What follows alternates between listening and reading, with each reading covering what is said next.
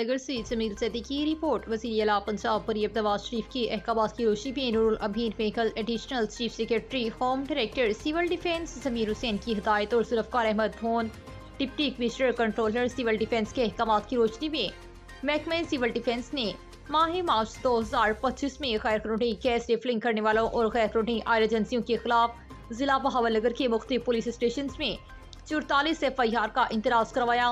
Commercial और industry इदाराजात में 303 inspections की गई। कमर्शियल इंडस्ट्रीज इदाराजात में फायर सेफ्टी के इंतजाम मुकम्मल न होने की बिना पर 6 इदाराजात के चलान बनाए गए और जुर्माने की कीमत में तकरीबन 66,000 रुपए कौमी खजाने में जमा करवाए गए। 260 को समर बहाल किया गया। Civil defence officer Arshad Hamid Sindhu ने गैर कानूनी कारोबार करने और फायर सेफ्टी इंतजाम मुकम्मल न करने वाले मालिकान को तंबीह की कि वो फायर सेफ्टी जल्द से जल्द मुकम्मल करें और गैर कानूनी कारोबार से पास रहें। बसूरत दीगर कानूनी कार्रवाई की जाएगी। तालीमी इदारों कमर्शियल और इंडस्ट्रीज इदाराजात में हादसा से बचाव की तरबियत दी गई और तलबा तलबात इंडस्ट्रीज और वर्कर्स और सरकारी अमले को हादसा से बचाव की तरबियत दी गई।